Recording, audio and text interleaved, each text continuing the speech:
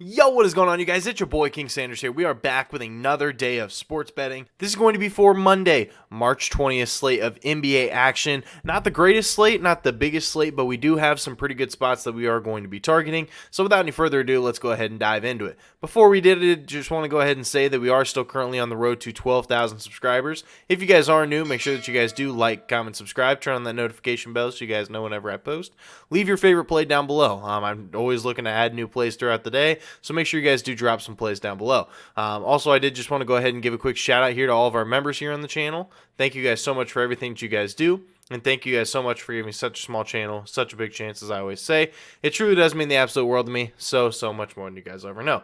So, without any further ado, let's go ahead and dive into a quick recap as of yesterday. Unfortunately, there is no giveaway because we did end up having a winning day for you guys, but the same thing is going to be rolling over to this week. We are going to be starting as of today, and from now all the way through Sunday, if we end up having a losing week, I'll be giving away $50. So make sure that you guys are subs so you guys do have a chance to do that. But without any further ado, we did have a winning day yesterday, 2-1 on the day. So we did end up having Giannis plus 5.5 or over 5.5 assists, versus the Toronto Raptors at plus value.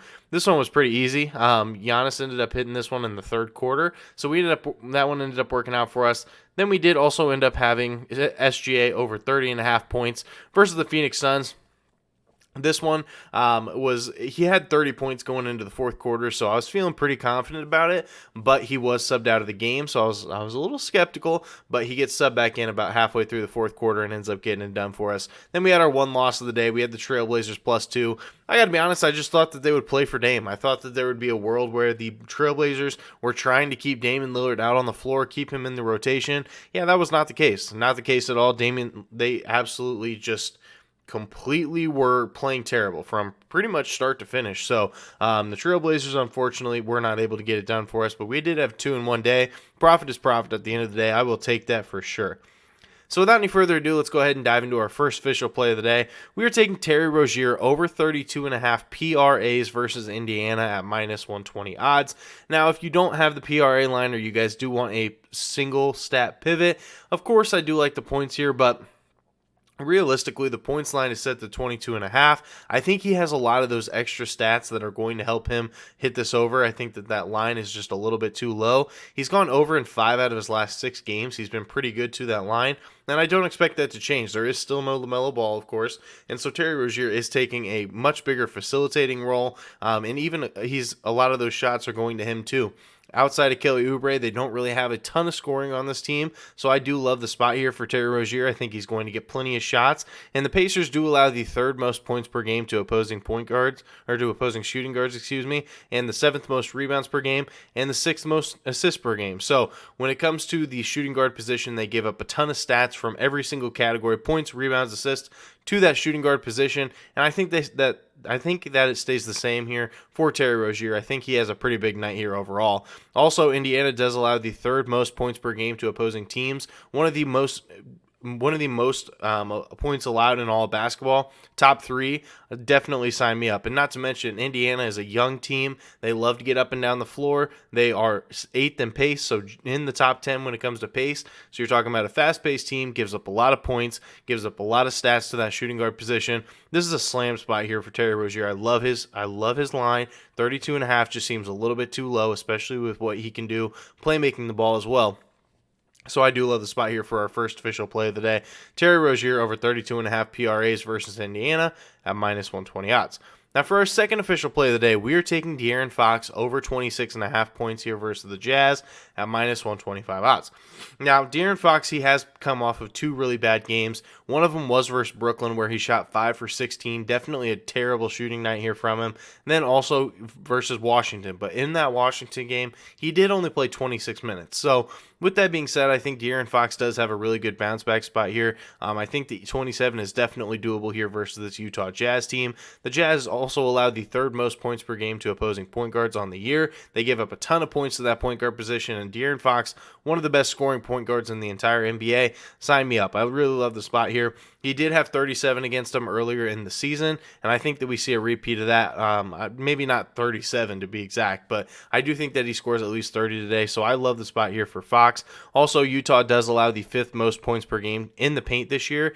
Now, while De'Aaron Fox can get hot from the three-point line and he can knock down a couple shots, where De'Aaron Fox thrives is when he drives to the basket and finishes right around the rim. De'Aaron Fox is going to be able to do that here versus this Utah Jazz team. I think that their interior defense, I know that Walker Kessler has been pretty solid, but I think that De'Aaron Fox can easily get there with his floater game, with his mid-range pull-up. De'Aaron Fox should be able to do it all. So I really do love the spot here for him. So we're going to be riding with it for our second official play of the day. De'Aaron Fox over 26.5 points here versus the Jazz, minus 125 odds.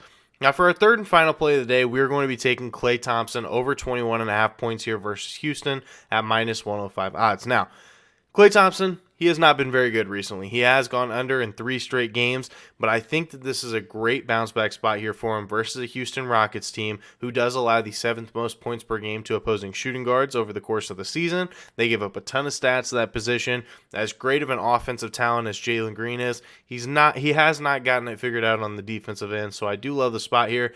And Klay, he has a tendency to go off against kind of mediocre teams or teams that don't necessarily have a tremendous record. So let's take a look at some of those.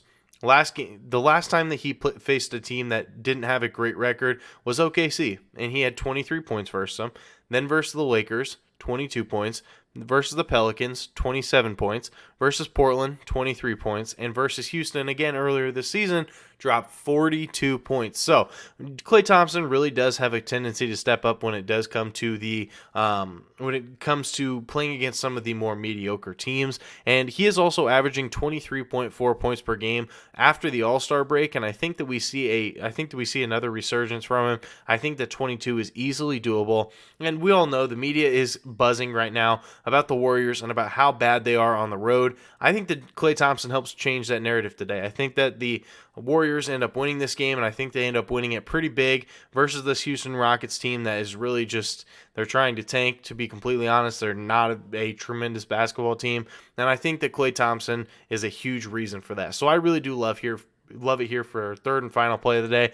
Klay Thompson over 21.5 points here versus Houston at minus 105 odds. Now, I'm going to talk about one potential lean that I did have that I may end up adding as an official play because I do like the spot here for him, but I'm just not really sure. I do like Jalen Brunson over in points. I think that his over in points is going to be a solid one. It's set to 24.5 as of right now. He's taking on the Minnesota Timberwolves, who do give up a lot of points to that point guard position in general. The only thing I worry about is blowout potential.